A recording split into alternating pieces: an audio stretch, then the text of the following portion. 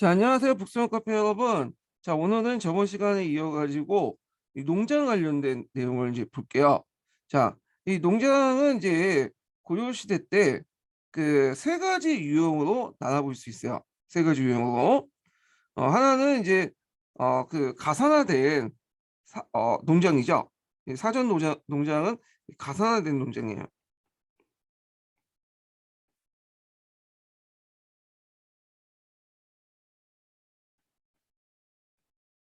가산화된 농장을 얘기하고요. 이때 사전은 어, 소유권상 의미가 아니라 수조권상 의미를 얘기해요. 그래서 이제 그 사전의 가산화를 통해서 했던 농장이다. 그래서 이제 이 수조지가 그 자손에게 전수하는 그 과정에서 점유가 사사를 이루고, 자, 여기에서 이제 용어상 점유라는 말 있죠. 점유는 사유가 아니에요.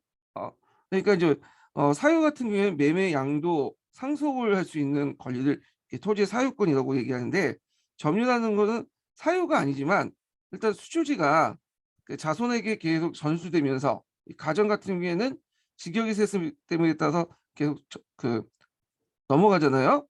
이 수주지가. 그래서 한 집안이 독점을 하게 돼요. 그리고 나중에는 이 집안에서 이제 뭐냐 직역을 수행하지 않아도 계속 예전에 선조들이 그 지역에 대해서 그 땅에 대해서 수조권을 행사했기 때문에 자기 땅이라고 이제 우기게 되는 거야. 예. 그래서 이제 이거를 뭐냐면 조업전화라고 하거든요. 예전에 선조들이 계속 그 땅을 수조지로 삼고 했기 때문에 결국에는 뒤에 후손들도 직역이 세습되지 않음에도 이때는 계속 자기 땅이라고 자기가 이제 수주지라고 우기는 그런 식으로 해갖고 농장이 만들어진 것이 그 사전 농장이다. 그래서 이른바 이걸 그 사전의 가사나라고 보면 되죠. 사전의 가사나. 자, 그러면 이제 어떤 문제점이 나냐? 이 사전의 가사나, 그러니까 가사화된 농장은 이제 어떤 문제점이 나냐면 현재 직역에 담당하고 있는 자가 수주지를 점령하지 못한 상태가 발생하였고, 이에 반해 수주를 받을 수 없는 무자격자가 수주지를 대대로 점유 지배하게 된다. 그러니까 자기가 벗을 했는데도 불구하고 수주지가 뭐냐면 분급이 제대로 안 되는 거야. 이런 토지들이 많기 때문에. 그리고 예전에 선조들은 직역을 수행했는지 몰라도 지금 당시 이제 그 사람들은 직역 수행하지 않은 사람들이 이 뭐냐면 수초지를 계속 점유 지배하게 됐다. 이 문제점이 있고요.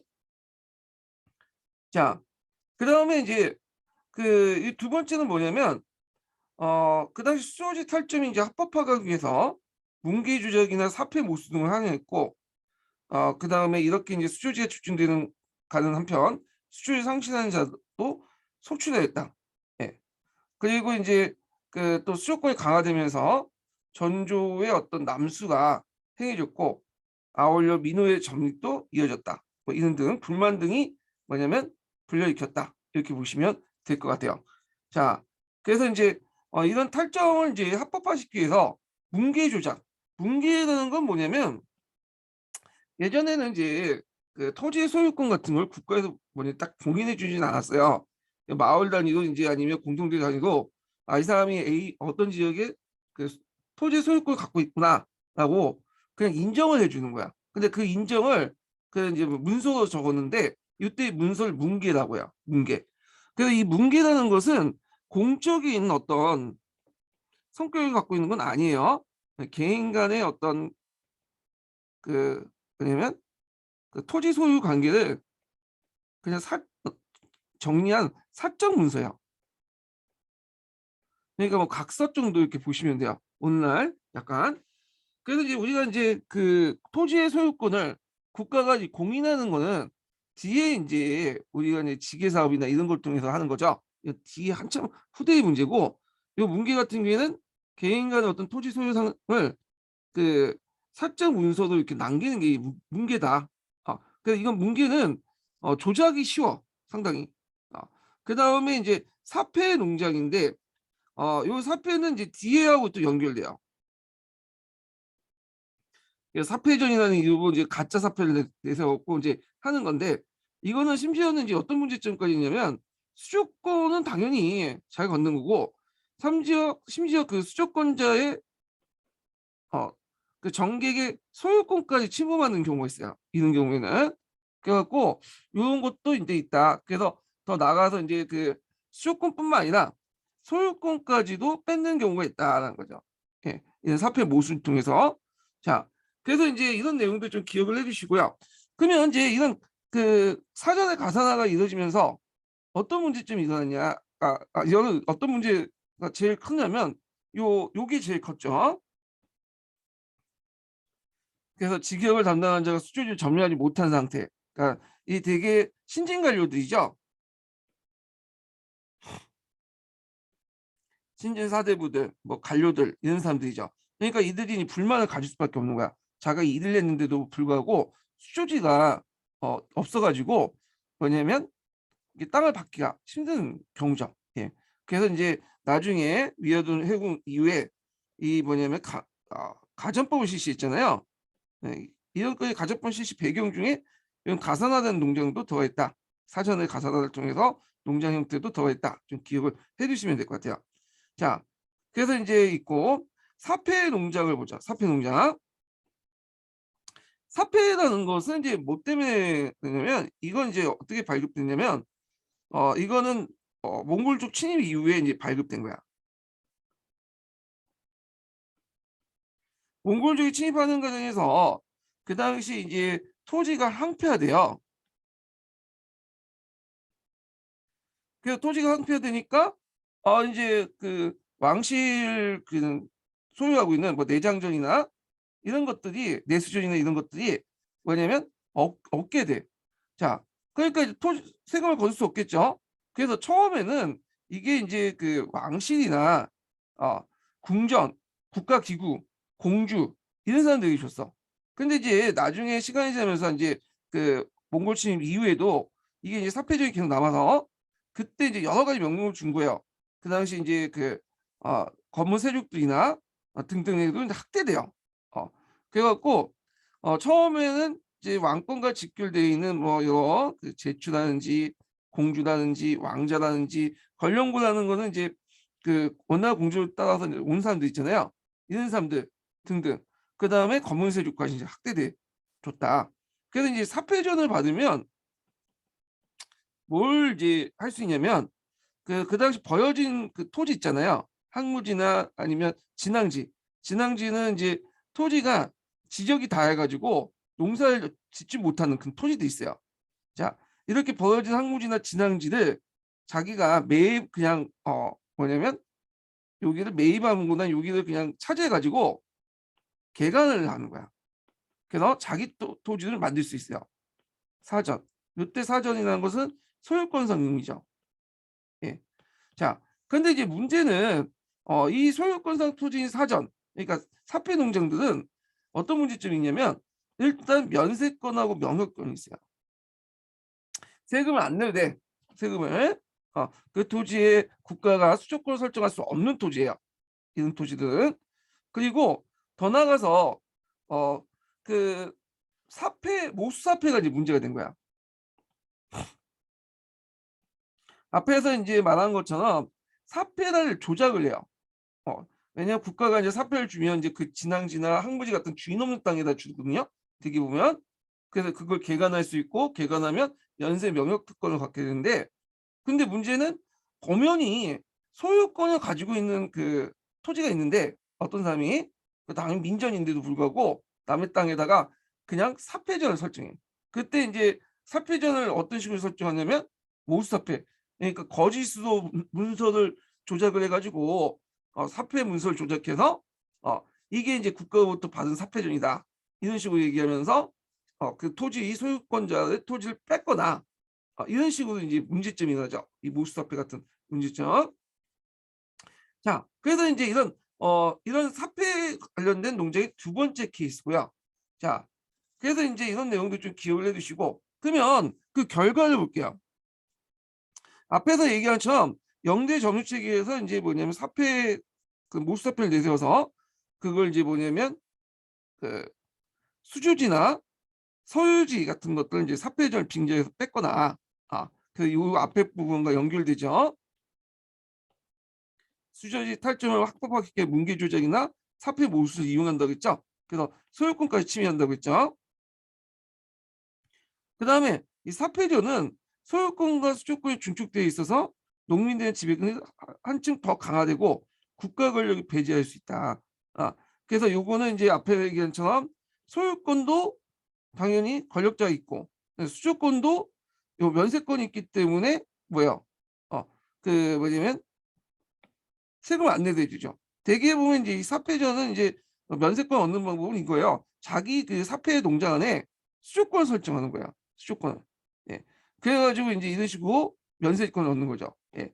그래서 이제 이렇게 하다 보니까 농민의 지배력이 이제 뭐냐면 더 강화되죠. 그럼 거꾸로 이 말은 국가 권력을 배제할 수 있다는 거야. 자기 토지 안에서는. 자, 그 다음에 이제 개간 농장을 볼게요. 자, 개간 농장들은 이제 있는데 이건 은퇴한 관리들, 그다음 상층 항리, 동종직들이 일부 제지세력가들이 개간을 통해서 농지학대를 해서 농장을 만든 경우예요. 그래서 이들은 도량이나 수를 만들어 저습지나 연해의 평범한 토지를 세을 개간하여 소유주 삼았다. 예. 자, 그래갖고 이제 이 세 가지 농장이 있었다. 그래서 이제 사전 농장은 수조권을 바탕으로 한 거고 사표 농장은 이제 국가 권력을 이용해 가지고 뭐냐면 개간을 하거나 그 다음에 반강제로 뺐거나 등등 해가지고 한 거죠. 이거는 이제 뭐냐면 소유권을 바탕으로 한 농장이에요. 그리고 세 번째 케이스가 소유권 바탕으로 한 농장이죠. 그러면 이 세 가지 농장 형태 중에 제일 많은 형태의 농장이 어디냐면 수조권을 가지고 있는 농장이에요. 그 사전의 가산을 통해 형성된 농장이 제일 많고요. 자, 그럼 이제 나중에 가전법이 실시됐잖아요. 그럼 가전법의 주요 타겟이 됐던 개혁 대상은 어딜까요? 소유권은 건드리지 못했어요. 원래 소유권까지 건드리려고 했다가 이제 반발이 많을 것 같아서 건드리지 못했죠. 그래서 이제 그 가전법은 주로 수조권을 재분배하는 데 초점을 맞췄기 때문에 요 농장들이 주 타겟이었어요. 예. 그래서 사전의 가산을 통해서 형성된 그 농장들 있죠.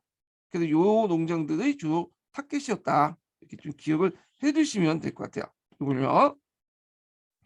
자, 그 다음에 이제 정부의 대응을 볼게요.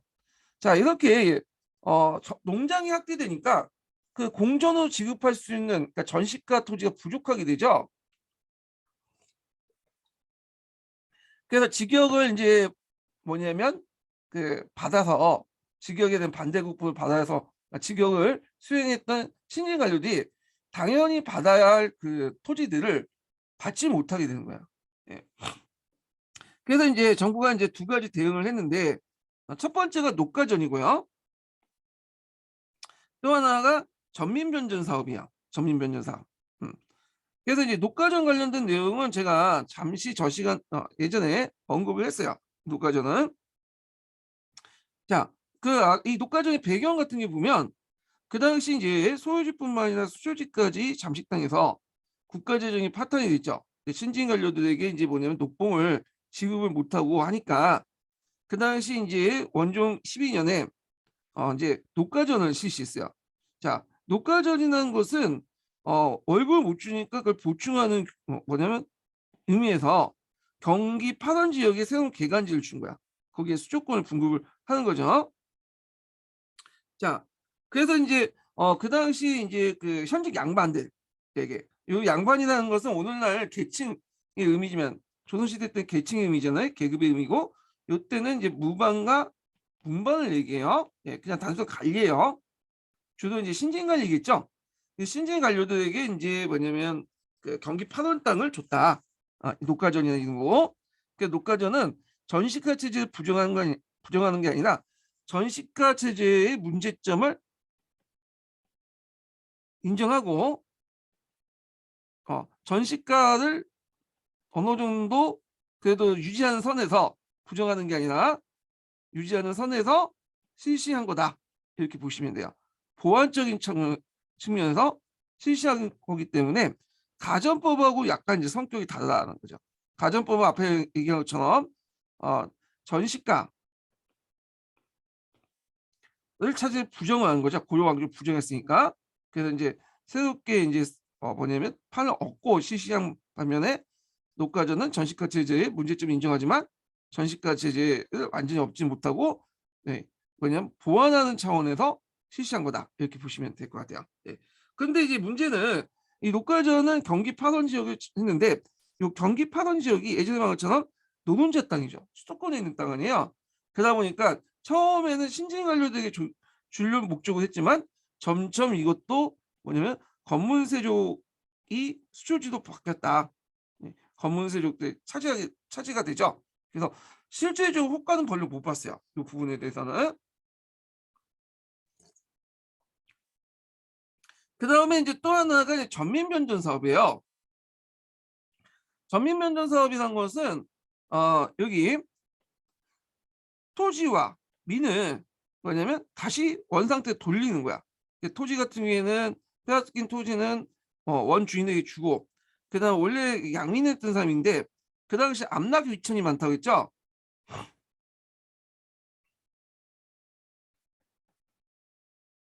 그래서 그 당시 작계제 같은 토지 제도가 있었어요. 그래서 이때 이제 암락 위천을 만들어갖고 예속화시키거든요. 천민을 만들고 자 이렇게 이제 천민들로 만들어진 원래 양이었다 천민화 됐던 사람을 다시 원래 신분으로 뭐냐면 돌리는 거야. 예, 그 양민, 공민으로 돌리는 거죠. 이걸 전민변전 사업이라고 해요. 전민변전 사업은 우리가 이제 전민변전 도가만 이제 공민학 때만 생각해갖고 공민학 때만 행해진 거로 생각하지만 실제로 그런 게 아니에요. 그 푸세를 보면 원종 때부터 해갖고 우왕 때까지 역대 왕조들이 일관적으로 추진했던 거야. 왜냐면 그걸 해야지 국가 권력이 확대될 수 있잖아요. 자, 그래서 이제 그런 것들 좀 기억을 해두시고요. 그럼 내용을 보면 전민면접은 부당하게 탈전된 토지는 본래 주인에게 되돌려주고 그다음 농장에 응립된 탈취민들 공민을 만들어 부세를 부과하는 것이다. 그래서 이제 이렇게 있고 그래서 이제 그 성격을 보면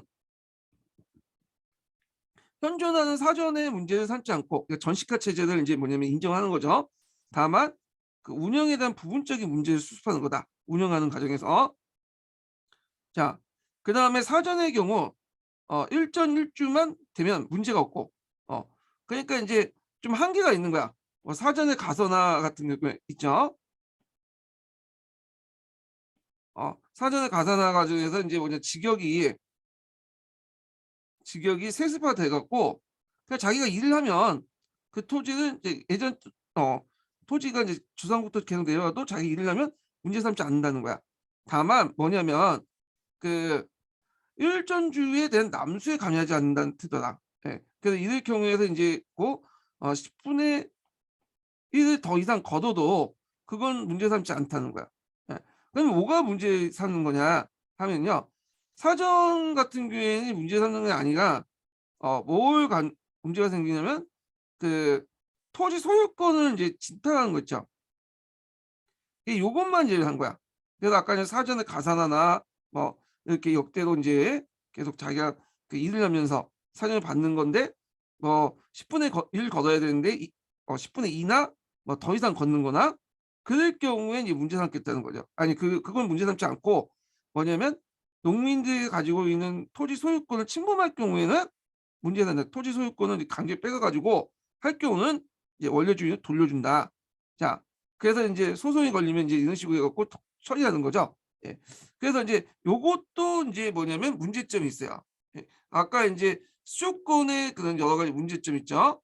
이런 것들은 건드리지 못하고 다만 소유권을 침범할 경우에만 이제 뭐냐면 이 문제점을 뭐냐면 그 소유권을 침범할 경우에만 어, 해결하려고 하는 그런 이제 문제점이 있죠.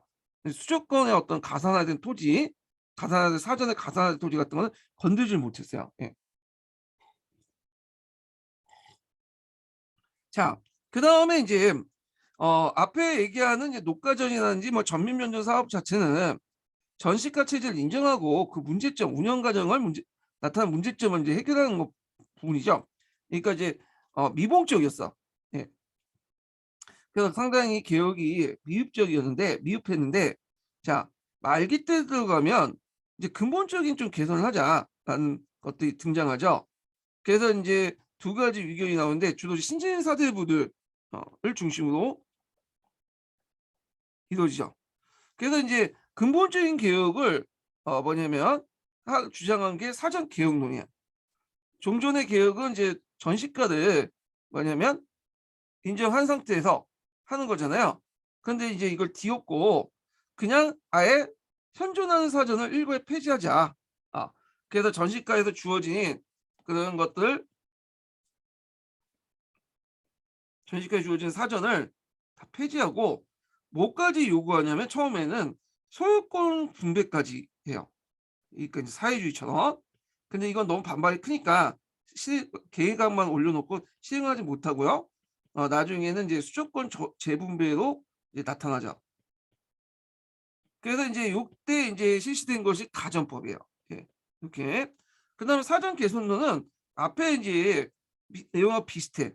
그래서 이제 뭐냐면 그 토지의 어떤 그 소유권상 토지는 건들지 못하는 거고 당연히. 그다음에 사전에 가산할 경우에도 뭐냐면 그냥 인정해 주자. 다만 운영하는 방법에서 여러 명의 이제 뭐냐면 전주들이 등장할 경우엔 이런 일전일주 원칙을 내세워서 이것만 좀 개선하자. 왜냐면 그 당시에 이제 수조권이 뭐냐면 한 토지의 수조권이 한 명만 설정되는 게 아니라 여러 명이 설정해 갖고 또 뜯어먹는 경우가 있었거든요. 그거는 일전일주주의 원칙 때문에 반하기 때문에 이런 것은 이제 개선하자. 그러니까 근본적인 개선이 아니죠. 이 사전 개선론은. 그래서 사전 개혁론을 주장했던 사람들이 극진파 사대부들이 많고요. 이 사전 개선론을 주장하는 것은 좀 온건개혁파들이 많아요. 예. 그래서 이제 이것이 이제 급진개혁파와 온건개혁파의 좀 차이다. 이렇게 좀 보시면 될 것 같아요. 자, 그럼 가전법은 그러면 모든 그 농장들 다 협파한 그건 아니죠. 예. 가전법은 어디만 협파했냐면 소유권을 건드리지 못했어요. 사전을 기반으로 운영된 농장을 협파했다. 이때 사전은 소유권이 아니라 수조권을 유지한 거야. 그러니까 소유권을 건드리지 못했다. 원래는 개구 수전해 갖고 나눠주려고 했지만 너무 반발이 클 것 같아서 이거는 안 되고 수조권의 재분배 정도 됐다. 이렇게 보시면 돼요. 주로 타겟은 앞에서 얘기한 이런 가산화된 농장, 수조권을 바탕한 가산화된 농장이죠. 예. 그래서 이런 것도 사전에 가산을 통해서 했던 농장 형태를 주로 타겟했다. 그래서 이 농장들을 주로 이제 뭐냐면 뺏어가지고 수조권을 뺏어서 조선 왕조에 참여했던 그 신진 관료들에게 분배를 해줬다. 이렇게 보시면 될 것 같아요. 예. 자, 그 다음에 이제 수치제도를 볼게요. 뭐 고려시대 수치제도는 거의 이제 조선하고 비슷비슷하다 보시면 돼요. 이런 것들이. 그래갖고 이제 뭐 그 조선처럼 조용조 체제가 확립됐어요. 자, 조라는 것은 이제 뭐냐면 지세를 얘기하고 용이라는 건 노동력을 동원하는 것을 얘기하죠. 그다음에 조라는 것은 특산물을 바치는 것을 얘기하는 건데 이런 것들이 이제 뭐냐면 조선 시대하고 거의 비슷하다. 다만 이제 그 기준은 좀 다를 수가 있어요. 예. 그래서 있고 그다음에 또 이제 용에 속하는 게 또 하나가 군역이죠.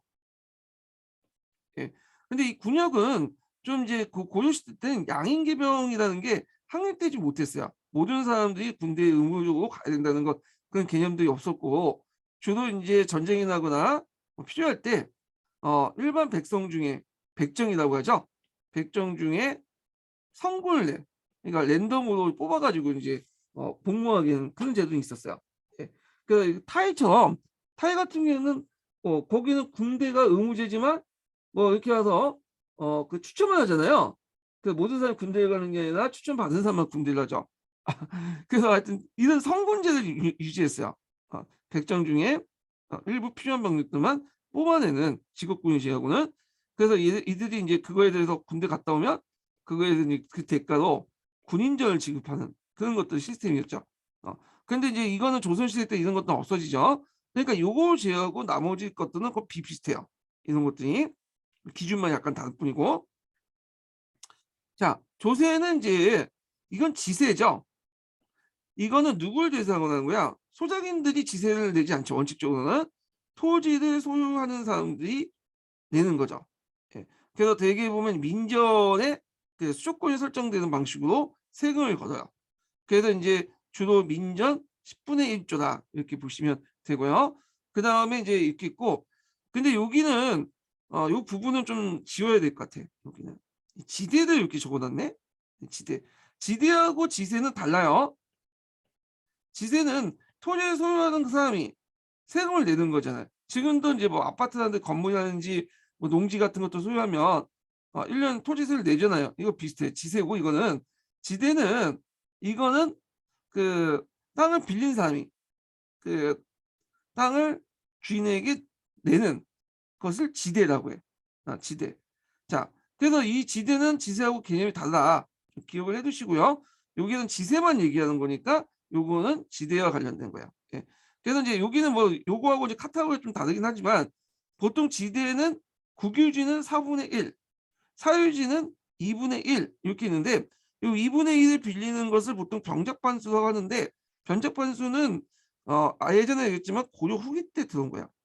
일반화된 것은 16세기 후반대고요. 그래서 이때는 이제 작계제라는 형태로 하거든요. 작계제는 그 뒤에도 있긴 있는데 여기에서 잠깐 설명할게요. 자, 작계제는 고려 시대 때부터 해서 조선 시대까지의 조선 그 16세기 때까지의 농장 형태예요. 네, 농장 형태. 그래서 직영지라는 것도 있어요. 작계제와 함께 직영지 농장 형태 중에 직영지는 말 그대로 그냥 농장 주인이 머슴이나 뭐 마른 같은 거 파견해갖고 관리 직접 가는 한 거고 주로 이제 16세기 중반까지는 되게 이 작계제가 일반화된 농장 형태였거든요. 작계제는 이제 어떤 형태냐면 자 여기 이제 토지를 세 부로 나눠요. 그래갖고 여기가 이제 농장 주인의 직영지고요. 그리고 여기가 작계제야. 그 다음에 여기가 이제 사경지예요. 사경지 세 개 나누고 그러면 이제 그 농장 주인이 있을 거 아니야. 이 지주가 있죠. 지주가 이제 뭐냐면 지주가 이제 그 소작인들보다는 이제 이게 소작이 낫겠네. 자긴들에게 이제 뭐냐면 요 토지를 이런 식으로 분배를 한단 말이야. 근데 이 자긴들은 주로 어떤 사람들이 이용을 하냐면 그 당시 이제 그 노비나 외고 노비겠죠. 그 다음에 예민화된 평민들, 예민들을 주로 이용한다. 예속민들을. 그래갖고 이제 이런 식으로 토지를 분급해갖고 농사를 짓게요. 예. 왜 노비나 예속민들을 이용했냐면 이게 아직까지는 토지 소유권이 확립되지 못했기 때문에 이렇게 이제 일반적으로 그 병작제를 주고 토지를 돋보지면 토지 빌려주면 나중에 지 땅이나 우길 수가 있어. 그래갖고 이런 것들 방지하기 위해서 노비라든지 외고노비라든지 예속민들 이제 이용을 한 거죠. 그래서 이제 주로 이때 작계제를 사용할 때 암낭 위천 같은 것들을 이용해요. 암낭 위천. 그러니까 양해를 압박해서 천민을 만들죠. 천민호. 그래갖고 이제 작계제가 확산될 때 제일 이제 절정이 이를 때가 16세기 중반이에요. 이건 뒤에 조선시대 때인데 이 조선시대까지 계속 암낭 위천 형성이 일어났고 그러다 보니까 이제 그때 노비의 비율이 16세기 중반 때는 전 인구의 40%가 됐어. 예. 노비뿐만 아니라 예속민도 많았겠죠.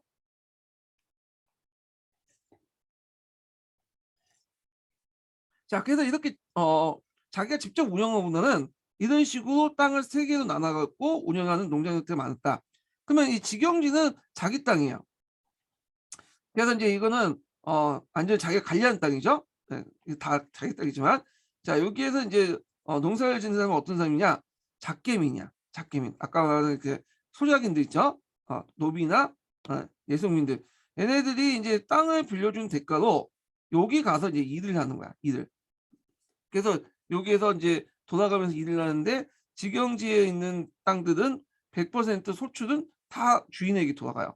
그리고 작계제라는 것인데 작계제는 대개 보면 여기서도 일을 하는데 여기는 2분의 1 정도를 얘기하고요. 아마 이제 여기 2분의 1이라는 것이 이런 의미에서 또 얘기할 수도 있어요. 사경지인데 사경지는 이 자기들이 뭐냐면 100% 가져. 이건 주인한테 주지 않고 자기도 먹고 살아야 되니까. 근데 대개 보면 사경지 같은 경우에는 대개 농장 중에 토지 중에 별로 안 좋은 토지들이에요. 예. 그래서 이렇게 나눠 갖는 형태가 작계제다. 그래서 이제 그 우리가 이제 온 그 100% 직영지하고는 다른 거다. 이렇게 기억을 해주시고요. 100% 직영지, 그러니까 이제 주인이 직접 가서 뭐 관리 감독하는 그 소출 다 갖는 일볼 떼고 소출 다 갖는 그런 형태는 언제 등장하냐, 그 언제 일반화되냐면 조선 후기 때 이제 농장 형태에서 일반화요. 조선 후기 때 이제 농장 형태가 있었잖아요. 그때는 작계제보다는 이 직영지 형태의 농장이 발달돼. 예. 그리고 이제 변적 반수제 발달되고. 그래서 요거는 한번 다시 제가 조선 후기 때, 조선 시대 때 정리 좀 해드릴게요. 자, 그래갖고 이제 있고, 그 다음에 이제 세가 있어. 세가 하는 건 뭐냐면, 이게 이제 원래 조세는 이제 우리가 흔히 통칭해서 얘기하는 거지만, 조와 세는 다르죠. 조라는 것은 지세고, 세는 뭐냐면 그 사전주, 그러니까 소유권상, 아니, 수조권상 사전주를 얘기하죠. 자기가 받은 이제 수조지에서 받은 이 지세를 그 중에 떼서 국가에게 납부를 해요. 이게 세야. 그래갖고 이제 우리가 이제 공무원으로서 월급 받으면 당연히 그 세금도 원천 징수해 갖고 나가잖아요. 이걸 세라고 보시면 돼요. 그래서 이걸 둘이 합쳐서 그냥 조세라고 있어요. 네. 이렇게 조세. 그래서 이제 있고, 근데 이제 나중에 시간이 되면 그냥 국가에게 나는 지세를 이제 조세라고 하죠. 근데 원래는 조와 세는 약간 다른 거다. 근데 나중에 이제 통칭이 돼갖고 그냥 국가에 내는 세금, 지세라는 의미로 좀 굳어지게 된 거야. 예. 뭐 이런 것들은 나중에 가정법에 또 나오니까 좀 기억을 해주시고요. 자, 그 다음에 이제 역을 동원하는 것도 있죠. 역. 역이라는 것은 뭐냐면 저기 이제 국가가 필요할 때 노동력을 동원하는 거야. 그래서 조선시대 때는 여기 그 군역도 포함되어 있는데 여기는 아직까지는 뭐 그 양인기 병제가 확립되지 되기 이전의 시기이기 때문에 여기는 이제 뭐냐, 국가가 필요한 노동력을 동원하는 거다. 요역을 동원하는 거다. 이렇게 보시면 돼요. 그래서 국가에서 필요한 막대한 노동력을 일반 민으로부터 무상으로 그냥 징발하는 세목이다. 이렇게 보시면 되죠. 여기 만으로 되는데 민이에요. 주로 이제 일반 군인이나 부국제 성인 남자들, 정남, 그 남정네들 동원하죠. 그 다음에 이제 또 면제도 있어요. 관리자나 군인, 향리들은 직역을 담당하기 때문에 면제하고, 노비라든지 그 승려 같은 사람들은 면제. 노비는 어차피 얘는 권리도 없기 때문에 원칙적으로 의무도 없어요. 얘네들은 승려 같은 사람들은 면제해줬다. 그래서 이제 부가 기준은 인정을 바탕한 다소를 바탕으로 평소에 구등호제다. 구등호제. 그래서 요거 있고요. 자, 인정이라는 것은 뭐냐면 그러니까 이제 앞에 16세에서 59세 남자들 얘기죠. 남자들이 많은 집안은 많이 동원되는 거고, 그리고 적은 집안은 적게 동원된 거야. 그걸 이제 구등호제를 뭐냐면 등호제로 해갖고 홀을 나눴다. 인정을 기준으로. 이게 이제 나중에 조선시대 때는 이게 5등호제로 바뀌어요. 5개로 나눠갖고 동원돼. 예. 그리고 기준도 나중에 했지만 인정이 아니라 점점 이제 토지 정결로 바뀌죠. 예. 그래서 이제 이런 것도 기억을 해두시고요. 자, 그 밑에 이제 뭐 요역의 종류가 있어요. 예. 그래서 이제 뭐 현물세 수치와 조달 및 운반, 공역에서 성각이나 제박 축적 같은 것들 했고요. 자, 그 다음에 공보인데, 공보는 이제 현물세인데 그 지역에 이제 뭐냐면 이 특정한 특산물을 갖다 바치는 거야. 예, 특산물을. 그래서 원래는 이 특산물 같은 경우에는 주로 그 수공업품을 이용했어요. 수에 할당을 해갖고, 수가 아니다.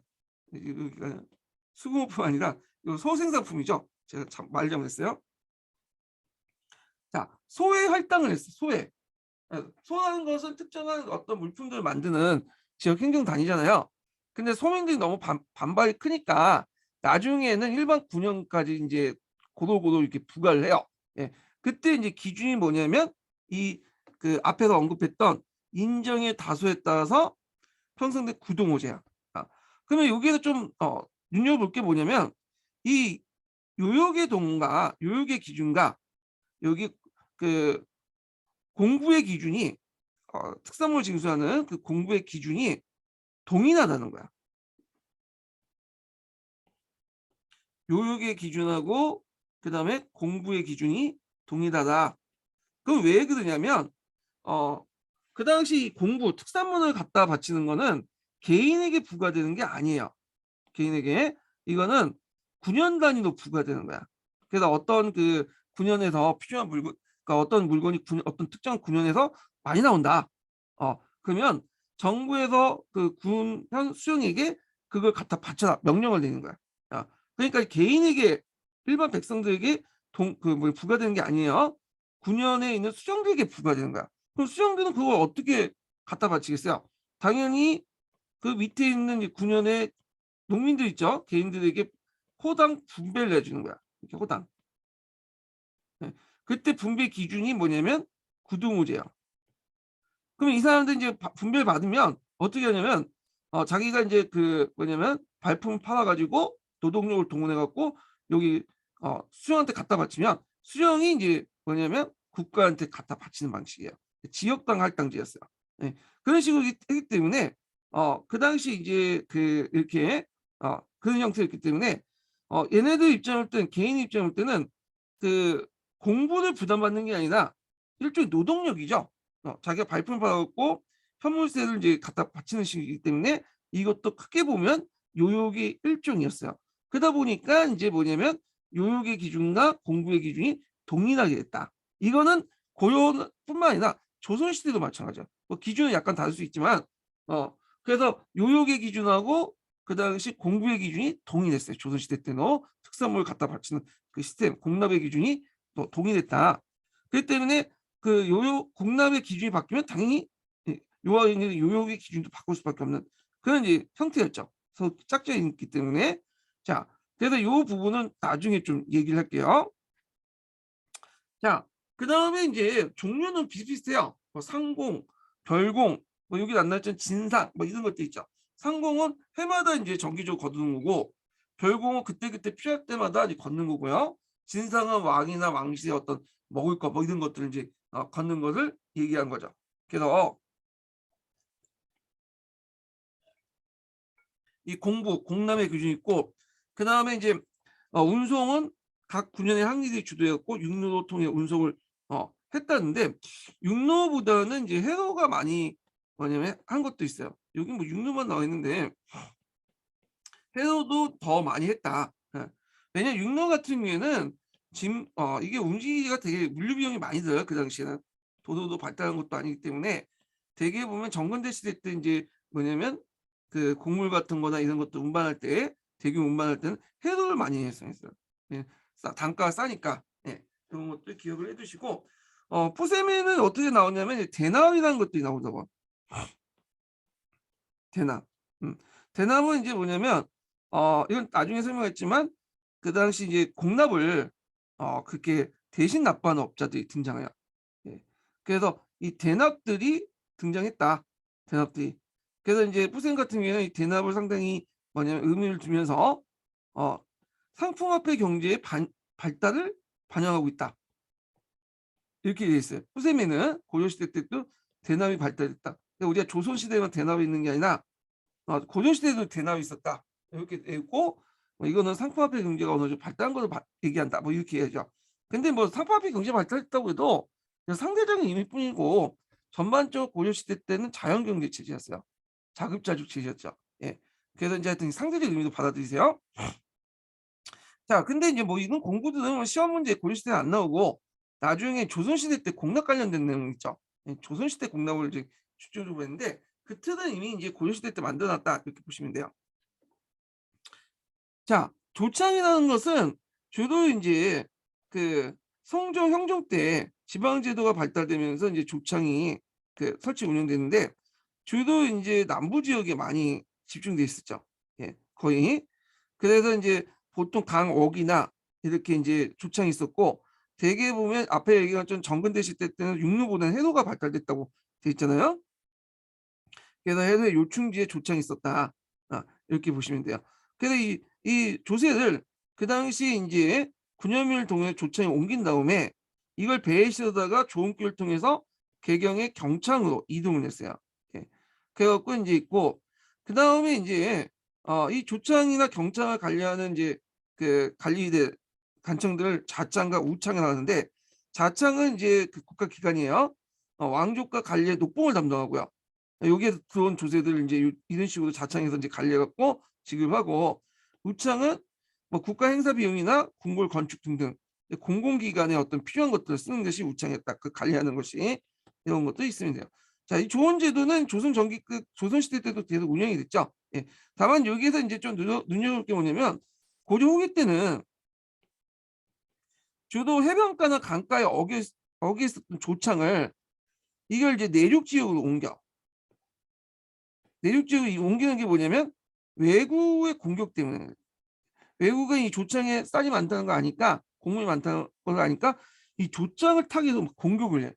그래서 이제 국가가 조세 수입 끊어질 수 있잖아요. 그래갖고 이제 내륙 지역을 옮겨, 내륙 수문을 이용해서 강에 따라서 내륙지까지 계속 이 조창을 옮기는데, 문제는 이제 그거에 따라서 외구도 원래 해변 지역까지 다 약탈했다가 조창이 그렇게 움직이니까 같이 이제 내륙 지역까지 들어오게 된 거예요. 예. 자, 조청이 있고요. 그 다음에 이제 상공 관련된 내용 볼게요. 상공 관련된 내용은 예전에 기출문제 나왔어요. 예, 요거 상업원 11년도 기출문제 나왔고, 그 다음에 수공업 관련된 내용도 뭐냐면 나왔죠. 여기는 뭐 수공업이 여기 있네. 13년 기출문제. 그래서 이제 상업을 먼저 볼게요. 자, 상업은 이거는 이제 좀 눈여겨볼 게 뭐냐면, 고려시대 상업은 정책적으로 육성이 됐어요. 정책적으로. 예. 그래서 조선시대 때는 농번 억상 정책으로 해갖고 상업을 조선정기 때 좀 억제를 했잖아요. 근데 고려는 좀 다르게 농번도 하지만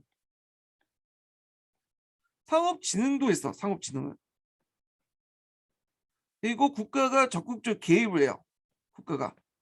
그래서 조선시대와 달리 국가가 산업진흥에 개입을 해서 뭐냐면 이득을 챙겨요. 국가가 국영상정 같은 걸 이용해 갖고 자기 이득을 챙겨. 이런 식으로. 그걸 이제 그걸 가능했던 게 뭐냐면, 태조 왕건 집안 자체가 상인 집안 출신이에요. 해상무역을 통해서 뭐냐 번성했던 집안이잖아요. 그러다 보니까 이렇게 그 왕건에 의해서 건국된 그 고려도 이 상업 활동에 대해서 상당히 간대. 그리고 예전에 그 습관도 있기 때문에 국가가 직접 뭐냐면 또 상업 활동에 관여해 가지고 이득도 챙기고 그런 그 시스템이었어요. 자, 그래서 조선하고 좀 다르다 이렇게 보시면 될 것 같고요. 자, 그리고 태조 2년에 개경에 시전을 설치하죠. 대개 수도가 있으면 시전이 있어. 조선도 마찬가지죠. 왜냐하면 이제 그 수도라는 게 이제 소비 인구들만 몰려 살기 때문에 생산을 만들지 않잖아요. 농산물이나 이런 것들을. 그래서 외부로 또 공급받을 수 있는 것들이 필요했어요. 그래서 그것을 수도민들이 이제 뭐냐면 이용해 갖고 보급하는 그런 시스템이 있기 때문에 대개 이제 수도가 있으면 간설 시설들이 있어요. 이거는 뭐 고려도 그렇고 신라도 있고 뭐 그다음에 조선도 그렇죠. 그다음에 이제 고려가 좀 눈여겨볼 게 뭐냐면, 아까 국가가 상해에 간섭한다고 했죠. 자기가 가서 거기 이득도 챙기고, 그래갖고 이제 시전 외에도 주점이나 다점, 식당 등을 간형상들이 있었다. 국가가 운영하는. 그래서 이제 여기 보면 여러 형태가 있었는데 각 중요 도시마다 소금전, 능라전, 약점, 서전점, 복두전 뭐 이런 것도 있죠. 다 이게 국가가 운영하는 상점이에요. 그래서 이런 걸 통해서 막대한 이득을 또 챙겼다. 그 다음에 경시설을 뒀죠. 그래서 이제 시전을 파악하고 관리했으며 도량을 관리 감독했고 물가를 조절하고 불법 상해를 단속하는 것을 주요 임무로 했다. 이 경시선은 조선시대 때도 이어가죠. 자, 그 다음에 이제 중앙에 이제 그 상권의 특징을 보면, 왕실과 간이지 지배층에 필요한 물품을 공급했으며 강청에 필요한 물품도 조달하기도 했고, 그 다음에 이 시장을 이용해 갖고 국고 잉여분을 처분하는 기능도 있었다. 예. 그리고 이제 예전에 고려시대 시전상이 조선 시전상처럼 그 간형을 이제 간청에 필요한 그 물품을 조달하는 어용상인도 있었죠. 그러니까 조선의 시전상이나 공인처럼. 그다음에 앞에 이제 국가가 적극적으로 이제 뭐냐면 그 상업에 관여했기 때문에 국영사적 상점, 아까 간형상점 같은 것들이 존재했다. 이거 예전에 기출문에 나왔어요. 간형상점. 이 내용들. 그래서 조선하고 좀 다르다. 조선은 앞에서 한 것처럼 상업을 억압하고 국가가 여기 개입해갖고 뭐 이득을 챙긴다? 여민 제지를 하는 거죠. 백성과 함께 이익을 챙기는 행위를 별로 안 좋아했기 때문에 유교에서는 그런 것들은 이제 뭐냐면 자제했다 이렇게 보시면 돼요. 예. 그래서 이거는 좀 조선하고 다른 점이다 기억을 해주시고요. 그다음 지방상권을 좀 볼게요. 지방상권은 그냥 볼 건 없어요. 군현시대 갖고 이제 그 농민이나 수공업 장시라고 되어 있는데 좀 표현이 그래. 교통 요지간이나 편한 고통이나 행정도시 그다음에 그 읍사 소재주 열린 비상설 시장을 얘기한다. 예. 그래서 이거는 특징이 이제 뭐냐면 국가가 만드는 시장이에요. 국가가. 그래서 간시 성격이 있어요. 그러니까 우리가 생각하는 그 장시, 그러니까 이제 약간 이제 사설 시장 같은 거 있잖아. 그런 개념들은 나중에 등장한 거야. 고조 시대는 그런 게 없어요. 자연스럽게 모여갖고 잉여생산을 처분하는 그런 민간 시장 장시라는 개념은 언제 등장하냐면 조선 후기 때, 조선 후기 때 15세기 말기 때부터 이제 전라도 중심으로 해갖고 등장을 하죠. 이건 나중에 얘기하지만 그 다음에 이제 보부상 같은 이제 비슷한 행상 조직이 있었다. 보부상 같은 행상 조직이 있었다. 이렇게 보시면 될 것 같아요. 자, 그 다음에 이제 이렇게 있고 고려 후기에 이제 상업 발달 볼게요. 고려 후기는 이제 점점 이제 시간이 지나면서 발달이 되는데, 자, 중앙을 보고 지방을 이제 보면요, 시장 규모가 확대되고요. 그 다음에 단일 상품을 파는 업종별 시중이 등장하죠. 이게 뭐 조선까지 기억이 넘어가죠. 그 다음에 이제 있고, 그다음 아까 말했지만 공문의 대납도 일어나. 이런 이제 시전상인들이 공문의 대납 같은 것도 담당을 했다. 네. 그리고 이제 숙종은 상업 장려를 위해서 하천별감을 또 이제 뭐냐면 그 서경에 파견했고요. 자, 그 다음에 이제 이런 배경, 상업의 발달 배경은 수도 인구의 증가로 상품 수요가 증가되고 간인 물품의 구입량이 증가됐으며 또 원가의 교육이 활발해졌기 때문에 일어났다. 이렇게 보시면 돼요. 자, 그 다음에 이제 이 간인 물품의 구입량이 증가해서 좀 더 눈여겨볼 것은 뭐냐면 그 당시에 초창기 때 간청수공이 좀 있었는데 점점 시간이 지나면 간청수공 대신에 뭘로 바꿔면 민간수공이 발달됐고요. 그래서 간청수공이나 소수공을 세트되면서 민간수공이 발달되기 시작했고 그래서 이 민간수공에서 만든 물품들을 시장에 갖다 팔고 간에서 필요한 물품을 그 시장에서 구입을 하는 거죠. 그 다음에 대납에 의한 공물수치 아까 지금 얘기한 것처럼 대납업자들이 등장했다고 했죠. 예. 그래서 나름대로 상품화폐 경제가 발달했다 이런 식으로 얘기지만 주의할 것은 고려시대는 전반적으로 상품화폐 경제 발달이라는 것은 그 고려시대 전반적으로 그 농업사회이기 때문에 자급자족 농업사회이기 때문에 상품화폐 경제 발달의 의미는 그냥 전 시대보다 조금 더 발달했다는 어떤 그 제한적이고 좀 상대적인 의미라는 걸 좀 받아들이시고요. 그리고 대개 보면 이제 여기는 고려는 지방보다는 주로 이제 개경이나 이런 수도권도 있죠. 수도권 일대에 되게 발달됐어요. 네. 그 지방 전역으로 다 발달된 게 아니라 개경이나 뭐, 뭐 서경이나 뭐 좀 약간 이제 좀 규모가 큰 도시도 있죠. 요 일대만 좀 약간 발달됐어요. 네. 그러다 보니까 이제 화폐도 나중에 얘기했지만 널리 보급되지 못했던 게 지방에 가보면 상대적으로 뭐냐면 상파화폐 결제가 그렇게 발달하지 못했거든요. 농촌 뭐 곳곳에서. 그러다 보니까 이제 화폐가 어디에만 주로 사용했냐면 되게 서경이나 뭐 대도시 일대 그 정도만 한정돼서 사용됐어. 예. 그래서 우리가 생각하는 조선 후기 때 어떤 화폐 경제 발달하고는 좀 결이 다르다. 이렇게 좀 보시면 돼요. 자, 지방에는 앞에서 얘기한 것처럼 행상이 있는데 행상은 두 개가 있어요. 두 종류 나누죠. 선상과 육상이 있어.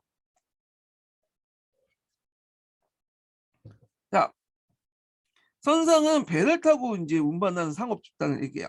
예. 뒤에 이제 관광상이라고 하는 집단들이 이런 것들을 이제 담당하죠. 육상이라는 것은 육상에서 이제 뭐냐면 이렇게 그 물건을 운반하고 갖다 파는 그런 상인 집단을 얘기하는데 대표적인 보부상 같은 상인 집단이 있어요. 그런데 여기에서 이제 고려시대 좀 특징이 이제 하나 나오는데 고려시대 때는 그 여행객의 평행을 위해서 육상 상인들의 평행을 위해서 그 원을 발달했다. 예. 원은 이제 뭐 하는 곳이냐? 여기는 이제 뭐냐면 사찰을 얘기해요. 사찰에 딸려 있는 이제 뭐냐 부속 시설이라고 보시면 돼요. 예전에 이제 사찰은 그러니까 그 불교는 주로 어떤 역할을 했냐면 빈민들을 규제하는 역할도 있어요. 왜냐하면 종교기관이 있잖아요. 지금도 뭐 천주교나 기독교나 이런 데서 이제 빈민들을 규제하기 위해서 밥도 나눠주고 그러잖아요. 무료 배급도 하잖아요. 그 당시에 마찬가지야. 그래갖고 그 당시 여행 가게 나는 빈민들이 먹고 숙식할 수 있는 곳을 뭐냐면 만들어줬는데 이게 원이라고요. 원. 그래갖고 보통 우리가 사원이라고 부르죠. 사찰과 원을 합쳐서 얘기한 거야. 사원은. 그래갖고 이제 이때 이제 그 원에 어, 상인들 숙박소만 머물지 않고 요걸 중심으로 해갖고 점점 상업 중심지가 됐어요. 상업 중시가. 예. 그래서 이제 이런 상업 중심이 발달했다. 예. 이런 것들 이제 보시면 돼요. 그래서 지금도 그런 것도 좀 남아 있는데 지명에 보면 사리원이나 뭐 이런 것들 보면 뒤에 원자 붙은 거 있죠. 되게 이 원자 붙은 그 지명들은 예전에 이제 이렇게 고려시대 때의 사찰을 중심으로 사원을 중심으로 발달된 상권의 중심지였다. 이렇게 보시면 돼요. 이게. 그래서 이제 이런 것들 좀 기억을 해두시고요. 예. 자, 그 다음에 이제 앞에서 얘기한 것처럼 부세 대납상인들이 등장했다고 했죠. 그 이들은 이제 공납물을 대신 납부해주고 막대한 이득을 챙기는 계층이었다. 예. 그래갖고 이제 부셈에서는 뭐 삼콩화 화폐 경제 발달의 반영이었다. 뭐 이런 식으로 나오는데 의미를 두고 있어요. 자, 대납상인과 그 다음에 대납에서 좀 발달된 방납상인들 또 조선시대도 있었죠. 이건 조선시대 때 관련된 내용이니까 그때 좀 얘기를 하기도 하고요. 자, 소금 전매제를 보죠.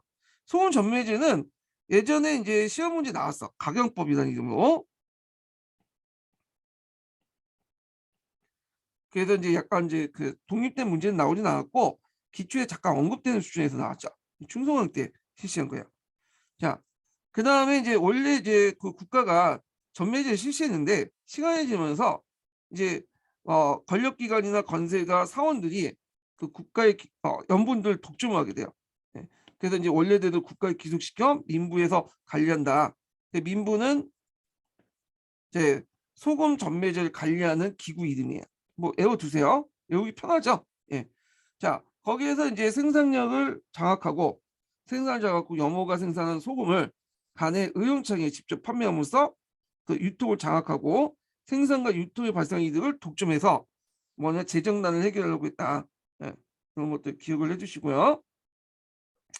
그래서 충성왕의 이제 뭐냐면 개혁 중에 가경법이 있었다. 요 내용들 외워두시는 게 좋을 것 같아요. 자, 그다음 화폐 정책을 볼게요.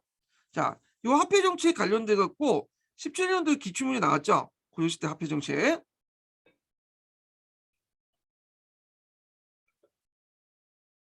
자, 고려는 이제 그 뭐냐면 화폐를 널리 좀 보급을 하려고 했어요. 의도적으로. 그걸 왜 하냐면 국가가 이제 경제를 통제하기 위해서 화폐 보급이 중요하다. 그래서 보급을 하려고 했지만 전반적으로 보급이 잘 안 됐어. 왜냐하면 전반적으로 이제 그 고려는 자연 경제 형태야. 그러니까 이제 그 농업 중심의 자급자족 형태이기 때문에 이렇게 널리 보급되지 못했고 주로 이제 뭐냐면 개경일 때 수도권이나 대도시 중심으로만 화폐를 사용했어요. 예. 그리고 화폐는 어디에서 영향을 받았죠? 이거는 화폐는 중국에서 영향을 받았잖아요. 중국 보면 그다음 송나라 있잖아. 송나라 보면 그때 동전을 많이 사용했잖아. 그래서 이제 뭐냐면 상품화폐 경제가 발달했죠. 그래서 송을 역할 모델로 해갖고 그 화폐를 만들어 했다. 이런 것도 있고요. 그리고 이제 중국에서 건너오다 보니까 이거는 이제 중국풍이죠. 하풍이죠, 하풍. 네. 그러다 보니까 화폐 도입을 둘러싸고 국풍하고 대립했다. 화폐 도입을 반대하는 그런 세력들 있죠. 호적 세력들이나 이런 사람들. 우리 것이 좋은 것이다. 왜 중국에 화폐 제도를 도입을 하냐. 그래서 이제 화폐 제도를 도입을 둘러싸고 국풍하고 대립했다. 이렇게 보시면 돼요. 그래서 얘네들은 주로 이제 호적 중심 호적 세력들이고요. 그리고 이제 또 뭐냐면 얘네들은 그 화폐보다는 물품 화폐라고 하죠. 그러니까 이때 화폐는 이제 동전을 만들어 가지고 이제 하는 거고, 이 물품 화폐는 저기 뭐와 관련된 거냐면 배, 쌀 이런 게 낫다. 이게 이제 그 자체가 가치를 가지고 있는 건데 편하다 이런 식으로 주장을 하는 사람들이야. 네. 그래갖고 이제 고려 초기 때는 국풍과 하풍이 이제 대입을 할 때는 집권층에 따라 하풍을 이제 주장했던 이제 유투분쇄 같은 사람들이 집권하면 화폐를 발행했다가 다시 이제 국풍이 집권하는, 그러니까 호족 세력들이 다시 폐서 출신의 호족들이 집권하면 화폐의 보급을 또 보류했다가 왔다 갔다 해요. 예. 자, 그러면 성종 때를 볼게요. 최초의 이제 화폐가 건원중고죠.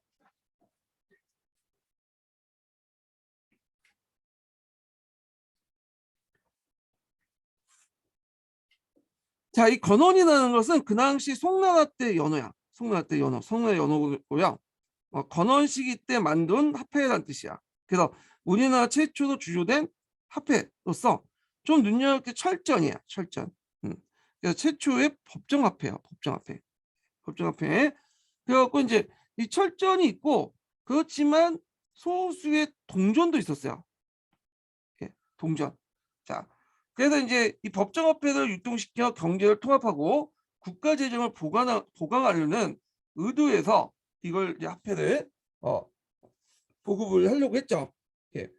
그래서 이제 했지만 이게 보급이 안 됐죠. 네, 일단은 이제 앞에서 언급한 것처럼 상품화폐 경제 발달이 절대했기 때문에 좀 하려고 했지만 실제 이전은 잘 안 됐다. 이렇게 보시면 될 것 같아요. 자, 그 다음에 이제 목종 때 보면, 자, 목종은 집권하자마자 자기 아버지의 뜻대로 이제 뭐냐면 화폐를 널리 보급을 하려고 했어요. 그런데 이거에 대해서 이제 반대가 심했죠. 폐서 출신 중심으로 반대가 심했고, 그 당시 집권은 육특품이 아니라 폐서 출신이기 때문에, 자, 그래서 어쩔 수 없이 이제 목종도 한 발 좀 물러나서 예전대로 이제 뭐냐면 배나 쌀을 중심으로 해갖고 화폐를 사용하되, 다만 이제 뭐냐면 그 국영상정도 있죠. 국가에서 운영하는 그 국영상정들은 철전을 그대로 사용하고 그밖에 나머지는 간행대로 추포를 사용이다. 추포라는 것은 삼배 중에 좀 질이 떨어지는 그 삼배도 있어요. 이것들을 이제 추포 사용이고요. 이걸 이제 추포라고 해요. 주로 이제 안감 같은 거 있죠. 뭐 주머니에 있는 만드는 그런 이제 안감 같은 것들, 좀 안에 보이는 그런 것도 있죠. 예, 안에 있는 것들, 속 같은 거 만든 거, 이런 것들이 좀 질이 떨어지는데 이런 것들 사용이다. 예. 대개 보면 이제 이 추포로서 이제 물품 화폐를 많이 사용했고, 조선시대도 마찬가지예요. 면포를 사용했다고 이제 면포, 고급 면포는 사용하지 않았고, 화폐로서 좀 약간 이제 안감이나 소금 같은 것들 만드는 것, 좀 지 떨어지는 그런 것들을 사용했다는 거죠. 그래서 지 떨어진 그 면포나 삼배를 추포라고 했다. 이렇게 기억을 해두시면 될 것 같아요. 그래서 이제 성종 때는 육두풍이 집권했기 때문에 하풍이 좀 심했던 시대고, 목종은 폐서 출신자들이 집권했죠. 그래서 이때는 이제 국풍이 심했던 때다. 이렇게 연결시켜서 보시면 돼요. 자, 숙종 때 볼게요. 숙종 때는 이제 중국의 또 모델로 해서, 송나라 모델로 해갖고 이제 뭐냐면 화폐를 발행했는데, 아마 숙종 때 발행된 화폐가 제일 많을 거예요. 자, 그래서 이제 숙종 때 발행된 화폐를 보면요, 이게 여기 있는데, 자, 여기 보면 이제 여러 가지가 있어. 은병이 있죠. 은병. 은병. 할구라고 하죠. 할구. 그래서 이제 할구인데 그 모양이 한반도를 닮았게 생긴 화폐예요. 예. 그래서 이제 이렇게 있는데 이 은병을 발행했다. 그래서 은병은 귀족들 사이에 널리 좀 뭐냐면 확대됐어요. 그러니까 대규모 거래나 뇌물로 사용할 때 그걸 이용했다. 그래서 이제 은 한 권당 되게 고가 화폐인데 포 100필 정도 됐어요. 포 100필. 근데 은병은 너무 이제 이게 비싼 화폐이기 때문에 단위가 좀 비싸죠. 그렇기 때문에 널리 일반화되지 못했고, 귀족들 사이에만 일반화됐고요. 그 다음에 이제 동으로 만든 화폐, 동전도 있죠. 해동통보, 삼원통보, 동국통보 이런 것도 숙종 때 만들어진 화폐들이야. 예. 근데 이것도 널리 일반화되지 못했어요. 앞에 이제 그만큼 고려 경제가 화폐에 필요한 만큼 활발하게 발달이 못했고, 그다음에 주로 이제 화폐는 이제 수도권이나 이런 상류 중심으로 발달했다, 이렇게 보시면 될 것 같아요. 자, 그래서 이제 이 화폐를 만들 때 그 시발점이 됐던 사람이 의천이죠. 의천은 이 불교 사상가로서만 유명한데, 이 사람은 또 뭐냐면 화폐를 널리 보급시키고자 주장했던 사람도 또 있어요. 그러니까 사상가뿐만 아니라 화폐 보급에 적극적으로 주장을 했던 사업으로서도 유명해요. 교과서에도 나와 있고. 자, 의천은 어디로 유학 갔다 왔어요? 잠시 젊었을 때 송나라에 몰래 잔입해서 유학을 갔다 왔죠. 송나라에 그래서 동전을 널리 유포된 걸 보고, 우리나라도 동전을 사용해야겠다, 이런 생각을 갖게 된 거야. 그래서 이제 그러면 이 사람은 이제 상소를 올렸어요. 이런 이런 해갖고 먼저 쓰자. 그래서 그 상소 내용을 보면, 관세가들 유통 과정에 백성을 수탈하여 사적인 부를 쌓지 못하게 할 수 있다는 점, 조세를 화폐에서 걷어들이면서 좋은 부담을 덜 수 있다는 것. 왜냐하면 무거운 물품 화폐 같은 쌀을 걷어보다는 그 동전 걷는 게 낫겠죠. 운반 비용이 확 줄겠죠. 녹봉도 일부 화폐를 줘. 녹봉에 의지하는 하는 간인들이 유통 경제상 혜택을 입을 수 있다는 점. 자, 미국의 저축이 가능하며 홍련을 대비할 수 있다는 점. 그 다음에 쌀이나 배를 사용해서 수치 부정을 사용으로 나타난 수치 부정을 방지하고 백성들의 생활을 안정시킬 수 있다는 거 등등등 해가지고 이제 뭐냐면 이렇게 올렸고, 그래서 이제 이 말 듣고 숙종이 이제 주전도감을 설치하죠. 주전도감. 도감이라는 것은 고려나 조선시대 때 어떤 임시적인 문제를 해결하기 위해서 만든 간청이죠. 예. 그래서 전을 만드는 간청, 돈을 만드는 간청 합을 했다. 조폐 공사하고 비슷한 주전도감을 설치했다. 그래서 은병을 찍어냈죠. 할부라는. 그 외에도 이제 해동통보, 중국통보, 동국통보, 사만통보 이런 것들을 이제 했다. 해동, 동국, 사만은 다 우리나라를 이제 중국의 입장에서 보는 그 지리적 관념이죠. 예. 동쪽 바다 건너 동쪽에 있고, 주로 이제 만주 이남 한반도 또는 일본을 다 거쳐갖고 이제 해동이라고 했고, 동국은 동쪽에 있는 나라, 중국은 우리나라고, 사만도 예전에 이제 계속, 이거 사만은 중국 입장에서 본 건 아니까 예전에 이제 우리는 사만이라고 했잖아요. 예. 그래서 이런 것들 명칭을 했다. 자, 그 다음에 이제 이게 눈여겨보기는 숙종 때 우리가 알다시피 신법을 사용했어요. 신법. 그래서 앞에 얘기한 것처럼 숙종 때 이제 신법을 이제 했죠. 신법의 일환으로 뭐 재정적인 개혁을 했는데, 이때 이제 뭐냐면 화폐 발행을 이용했다. 그래서 왕권강을 적극적으로 모색하고 있던 숙종은 화폐 유통을 늘어나는 재정 수요를 보충하고 화폐 유통으로 상업을 진행시켜 이를 기반 상세를 징수하려고 했다. 근데 실제 유족은 잘 안 됐다. 수도권 중심으로만 교환이 됐다. 이렇게 보시면 될 것 같아요. 자, 그리고 첫 번째 인증번호 알려드릴게요. 첫 번째 인증번호는 22번입니다. 첫 번째 인증번호는 22번이에요.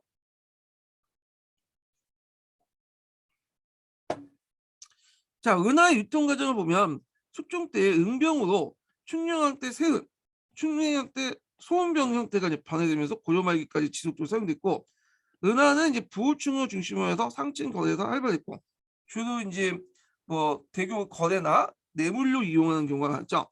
지방과 일반 민사이그 일정 규모 사이에 화폐상인데, 요 은병은 그 자체가 이제 실질적인 가치를 가지고 있잖아요. 그러다 보니까 이제 대규모 뭐냐 상품화 거래할 때 은병을 이용했다 보시면 돼요. 자, 근데 은병 외에는 거의 이제 뭐 사용되지 않았다 보는 게 맞는 말이고, 자, 원화트 화폐 유의 볼게요. 원 화폐기에 원 간섭기에 원의 지폐인 보초가 유입돼, 보초 교초가 유입됐죠.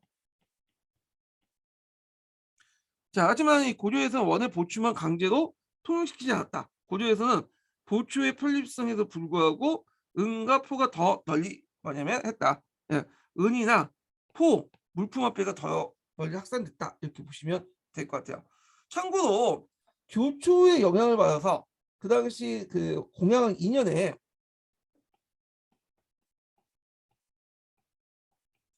저하를 발행했죠. 예. 이거는 이제 교초의 영향을 받아서 이제 한 거야. 저하를 발행했는데, 자, 그 저하를 이제 발행했지만 이 저하는 널리 보급되지 못했어요. 네. 왜냐하면 이제 원나라 때는 교초는 널리 좀 보급됐죠. 그 뒤에 얘기했지만 영가이기 때문에 그런데 이거 전하는 그냥 종이 쪼가리에 불과해. 그러니까 동정이나 뭐냐면 은처럼 그 자체가 가치를 가지고 있는 게 아니죠. 예, 측량화폐라고 하는데 그런 화폐가 아니야. 예. 그렇기 때문에 이제 뭐냐면 그 자체가 이제 뭐냐면 가치가 없기 때문에 널리 보급되지 못했고 조선 초기 때도 저하를 발행했죠.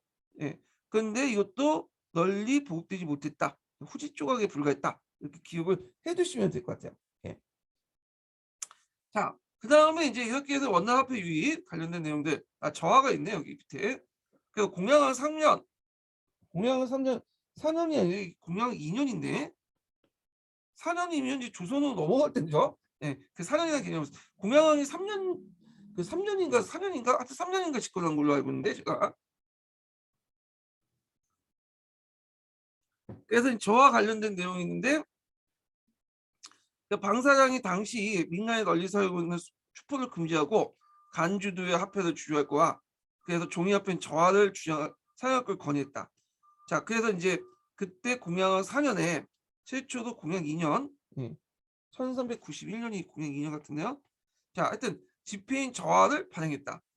자, 그래서 배경을 보면 중국의 은구리수에 따라서 고려 은구리가 유치되기 때문에 은하나 동전을 더 이상 만들 수 없기 때문에 그렇고 농민층의 교환이 발달되면서 좀 더 저가 화폐가 필요했다.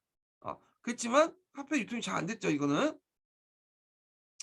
그래서 전반적으로 그 화폐 유통이 부진됐다. 은하나 뭐 이렇게 수도권을 제외하고는 화폐 유통이 부진했던 이유가 뭐냐면 자급자족 경제 활동 때문에 그렇죠. 예. 그래서 이제 있고 그 다음에 이제 전주 정객제 수도권 상임이죠. 그래서 그 그러니까 그또 잉여자본 수출 이거 뭐냐면 그 당시 이제 농민층은 그 당시 이제 그 토지를 소유하는 사람도 있었죠. 너무 많은 사람들이. 근데 토지 소유권을 이제 제대로 행사하지 못했어. 예. 그래갖고 이제 이런 것들 팔지도 못하고 사지도 못했고. 그리고 이제 전주들이 또 뭐냐 농산물 같은 것도 많이 뺏어가니까 어떻게 했어요? 잉여자본을 생산하지 못하게 쌓지 못하겠죠. 그래서 이런 것들 등등 해가지고 잉여자본이 없다 보니까 어떻게 되겠어요? 토지도 거래가 잘 안 돼. 그 다음에 생산물도 거래가 안 돼. 등등. 그 다음에 그 자연스럽게 시장도 잘 발달하지 못할 거고, 그리고 시장이 있더라도 뭐 잉여자본 자체가 작다 보니까 그냥 동조의 필요성을 못 느끼는 거야. 그래서 기존대로 화폐 대신에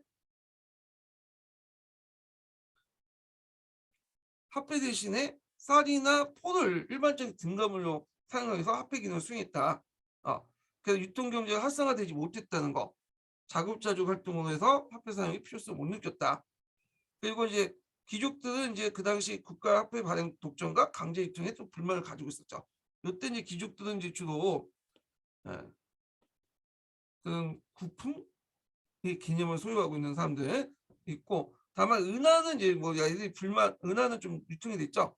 은하 같은 경우에는 그 당시 동전 같은 것들, 은하는 이제 동전과 달리 그 당시 뇌물로 이용을 할 수 있으니까, 그래서 주로 이제 뭐냐면 유통 경제가 발달하지 못했기 때문에 전반적으로 발달하지 못했다 이렇게 보시면 돼요. 다만 수도권 중심으로만 약간 이제 했고 상층부에서는 은하만 좀 약간 보급됐다 이 정도. 자, 그 밑에 이제 그 화폐에 관련된 내용도 이제 그 있으니까 좀 보시면 될 것 같고요. 자, 그 다음에 이제 있고 뒤에 넘어가고 수공업 관련된 내용 보죠. 수공업.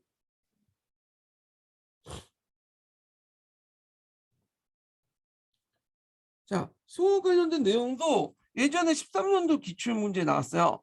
그래서 좀 중요한 내용이야. 이것도 한번 나올 때가 됐어. 13년도면 벌써 몇 년 전, 9년 전 얘기네. 자, 그래서 이제 요거 내용을 제가 이거는 좀 정리했거든요. 이거 사업 관련된 내용은 제가 많은 부분을 좀 정리했어요. 제 자료를 가지고. 원래 자료가 좀 부족을 해가지고 근데 요 부분은 좀 쉬었다가 진행을 할게요. 이거는 그래서 좀 쉬었다가 진행하겠습니다. 자, 지금 24분인데 45분에 다시 시작할게요.